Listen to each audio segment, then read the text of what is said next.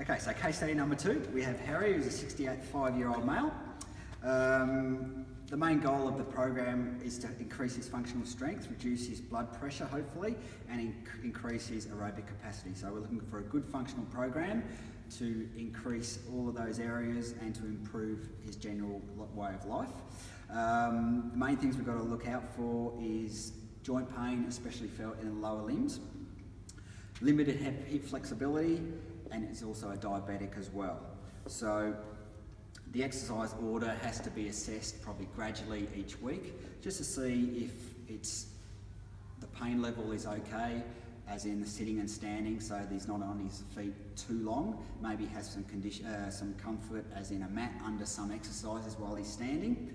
Okay, so we're going to look for a warm-up that is low impact, so we'd probably look at a cross trainer for say 5 to 7 minutes, increase the speed gradually, so he has a good warm-up at a low impact level.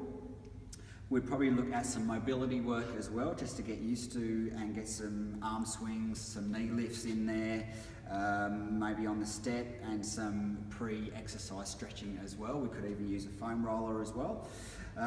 So the first part of the strength would be a low level and a low impact squat. So we'd probably use a nice soft surface, so it's a functional movement as well as a low impact movement. So we just do a squat, which obviously is on the Fitball. So we've also got a cushion to guide us through that and also provide that functional strength through his lower body. All right, so we'd have the back onto the ball, come down into that squat position, just as far as he can go down. So if his limited flexibility, which he has, and the pain, it might be that far down, and that hopefully will increase as we go. So I'll just get Kelly to go through that movement. So again, we're performing that on the mat, just to add and take off a little bit of stress on the feet and the lower limbs. So we're really looking for, as we come up again, we're looking for the knees to be in line or behind the toes. So there's no stress going through the patella, so nice and straight down, no folding from the lumbar spine and the upper torso. Again, if the range of movement is only a little bit, that's fine. Up we come again, one more to go. And hopefully that range of movement increases as the strength increases through the lower body. So the Fitball is a good tool for that. That's the first one we go for the lower body. Now for upper body conditioning, we'd go for either a dumbbell or a barbell deadlift, which will strengthen posterior lower back, it'll strengthen the glute area and the hamstrings as well. So with the deadlift, we're looking for a light resistance to start off. We're looking for an increased range of movement as we go and progress that weekly as well with load. So just Kelly with this is showing, just look for a neutral spine, straight back, weight close to the body as we can, and a good hip hinge forward. So just nice and slow, looking for that deadlift. Again, probably go to about shin height, and as the range of movement and flexibility increases, so a good hip hinge forward. And we're carrying a bit of load obviously through the posterior chain. So one more to go. Nice deadlift down, just like you're picking up 2 shopping bags. As the weight comes up, hinge forward, and we're carrying the weight posteriorly. From there, we'd go to a recumbent bike. So we're trying to get that sitting, standing sort of routine where the pain isn't felt from standing through the whole program. So with the gym being a bit busy at the moment, we have recumbent bikes in the gym. So obviously that gives us a nice back support. Maybe 10 to 15 minutes to increase the aerobic capacity there. We go for a random program with a distance focus, maybe alternating resistance levels as we're seated. We can monitor heart rate as we go, probably looking for a 70-75% max and increasing that energy level as we go as well. We could also include the ergo as well, the upper body row. Again, so we're in that seated position, so we're not standing all the way through. We can do the sit and stand interval, 30 seconds up, 30 seconds down, so we're also getting that functional lift going up and down at a moderate speed and resistance.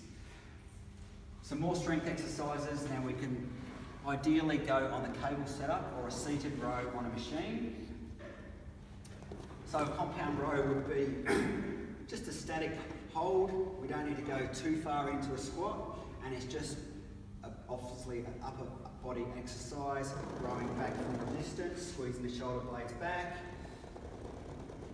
and coming forward. So that rowing movement, a good functional compound exercise. I'll just get Kelly to show that again. So we just hold a slight squat. If Harry can hold that slight squat for the whole endurance, so maybe a little bit closer. That resistance band is probably a little bit too harsh. So we're looking for coming all the way back, squeezing the shoulder blades back, probably moving all the way to the forward, a lighter resistance there. So all we're looking for is really a good range of movement. We're looking for shoulder blades coming nice and close together, holding that row. Again, we can do that on a cable or a compound row set up on a machine, so that's obviously a safe exercise to do.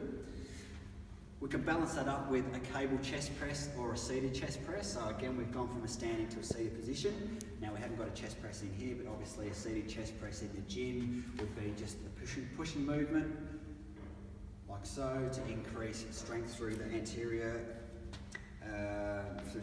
region. We obviously train the posterior through the row. Another aerobic exercise we can add would be the actual rower. Speed and time focus. Obviously, if there's any hip pain felt from the flexion of the hip flexion of the movement, stop. But we're looking for maybe a 1500 metre goal. We can increase that obviously from 5,000 to 1500. From the end, we can cool down as well through some core exercises to strengthen the core area. And obviously we're looking for some balance challenges as well. So the first one we can go would be a Swiss ball march. So shoulder width apart, looking for balance and functional strength through lateral and through the lower back.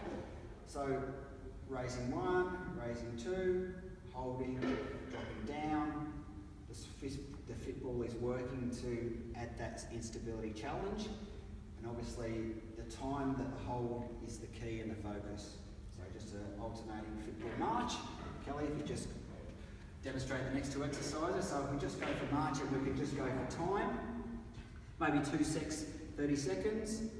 We can change, obviously, left to right. We can do one side, left and left for the legs and the arms on once. Just alternating, just trying to get some functional strength through the core area and balance. So once we've done 2 sets, 30 seconds, we can then move into some seated figure eights on the ball as well. So then we're working movement as well through the same area, but we're probably bringing a little bit more range of movement emphasis, just a seated figure eight there. So balance, core stability challenge. So then we would finish off maybe some cool down on the treadmill, just a nice easy walk. We can look at some gait analysis as well, just to see that the muscles are working, coordination, balance wise, and maybe stretch at the end for a full 5 minutes full body. And that would be the program for that one.